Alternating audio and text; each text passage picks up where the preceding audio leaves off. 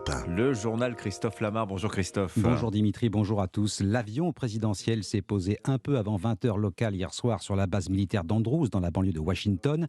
Emmanuel Macron entame une visite d'État qui doit durer 3 jours, l'occasion de sceller officiellement la réconciliation franco-américaine après la crise des sous-marins australiens. Ce déplacement américain va prendre la forme d'un marathon. Jacques Serret, vous suivez cette visite d'État pour Europe 1. Le programme présidentiel est très chargé. Eh bien, Emmanuel Macron est attendu aujourd'hui au siège de la NASA où il va parler coopération spatiale avec la vice-présidente des États-Unis, Kamala Harris. Pour l'occasion, le président français sera accompagné des 2 astronautes tricolores, Thomas Pesquet et Sophie Adono. Emmanuel Macron se rendra ensuite au cimetière militaire d'Arlington. Il déposera une gerbe sur la tombe du soldat inconnu avant d'aller décorer des vétérans américains de la Seconde Guerre mondiale à l'ambassade de France. Le couple présidentiel partagera dans la soirée un premier dîner avec Joe et Jill Biden, un dîner privé qui devrait avoir lieu dans un restaurant de Washington.